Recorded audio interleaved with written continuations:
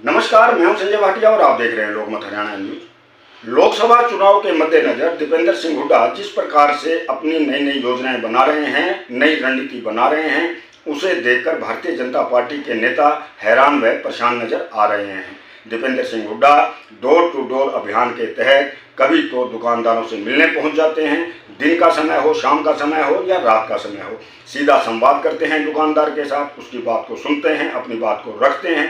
कभी दीपेंद्र सिंह हुड्डा अनाज मंडी में पहुंचते हैं, किसानों से मिलते हैं, आढ़तियों से मिलते हैं। आज इसी कड़ी को आगे बढ़ाते हुए दीपेंद्र सिंह हुड्डा युवाओं के बीच में पहुंचे, छात्रों के बीच में पहुंचे। उन्होंने छात्रों और युवाओं से सीधा संवाद किया, उनके प्रश्नों के उत्तर दिए। दीपेंद्र सिंह हुड्डा ने मंच से कहा, उनकी सरकार बनने पर प्रदेश में जो 2 लाख पद खाली पड़े हुए हैं उनकी भर्ती की जाएगी, यानी कि उनकी पक्की भर्ती की जाएगी। इसके अलावा ग्रुप सी व डी के संबंध में भी दीपेंद्र सिंह हुड्डा ने बड़े बेबाक ढंग से अपनी राय रखी। आइए सुनते हैं दीपेंद्र सिंह हुड्डा ने एक युवा छात्र के प्रश्न का उत्तर देते हुए क्या कहा। मेरा सवाल एमपीजी से है। सर, मैं ये पूछना चाहता हूँ कि जो सबसे ज्यादा भर्तियां निकाली जाती है सी या डी ग्रुप की होती है, जो आजकल खाली पड़ी है। देखा गया है कि न्यूज में कई बार भर्ती निकाल दी जाती है, पर ये भर्तियां हमेशा लटकी रह जाती है, जिससे युवाओं की बेरोजगारी, जैसा कि सभी जानते हैं कि हरियाणा नंबर 1 है। तो मैं पूछना चाहता हूँ कि जैसे ही आपकी सरकार आएगी, आपकी सरकार का इसके बारे में क्या विचार है कि सी और डी ग्रुप की जो भर्तियां सिर्फ एक, जैसे कहते हैं कि लॉलीपॉप के तरीके से दिखा दिया जाता है, युवा तैयारी करते हैं परंतु उनकी भर्ती पूरी नहीं हो पाती है। तो इसके बारे में आपके क्या विचार? ये बहुत ही अच्छा सवाल आपने पूछा कि हम भर्तियों को लेकर क्या करेंगे हरियाणा में। वैसे तो विधिवत तरीके से हम अपने घोषणा पत्र में, जो प्रदेश सरकार का घोषणा पत्र है, हम अपना भर्ती विधान, कांग्रेस की जब सरकार आएगी तो उसका भर्ती विधान की हम विधिवत घोषणा करेंगे। लेकिन आज मैं पहली बार प्रेस के साथियों के लिए भी, जो कांग्रेस की सरकार हरियाणा में जब बनेगी तो हमारा भर्ती विधान की क्या मुख्य केंद्र बिंदु रहेंगे, आपके सामने उनको रखना चाहता हूँ। मुख्य हमारा उद्देश्य है कि पक्की भर्ती हो, पारदर्शी भर्ती हो, समयबद्ध भर्ती हो और व्यापक भर्ती हो, जिसमें पहला कि हरियाणा में जो पद समाप्त किए गए हैं, खाली पड़े हैं 2 से 2.5 लाख पद, तुरंत उनकी भर्ती, पक्की भर्ती निकाली जाएगी। दूसरा, टाइम बाउंड भर्तियों के लिए हर भर्ती के लिए एक अलग ओएसडी की नियुक्ति होगी और किसी भी भर्ती की परीक्षा या रिजल्ट एक दिन भी लेट अगर होगा तो उस ओएसडी की छुट्टी होगी। तो ये हम स्पष्ट रूप से करेंगे। तीसरा, भर्तियों में अगर किसी एक भी भर्ती में कोई अनियमितता हुई तो उसके लिए कोई बाहरी एजेंसी को जिम्मेदार मानकर पल्ला झाड़ने वाला काम नहीं होगा। एचपीएससी और एसएससी में बैठे अधिकारी, सदस्य और चेयरमैन को सीधे तौर पे जिम्मेदार माना जाएगा अगर एक भी भर्ती में एक भी अनियमितता की जाती है। हर एक भर्ती के फॉर्म के साथ पूरा कैलेंडर भी जारी किया जाएगा।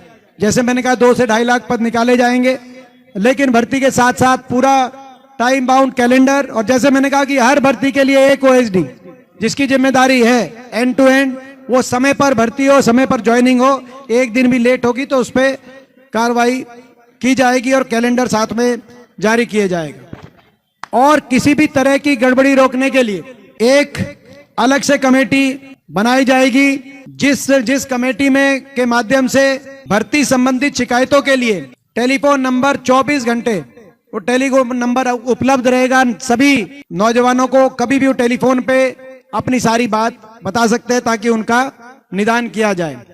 इसके साथ साथ जो ग्रुप सी और डी में जो इंटरव्यू समाप्त हुए हैं उनका, उस बात का, उसकी शुरुआत हमारे समय ही में हुई थी।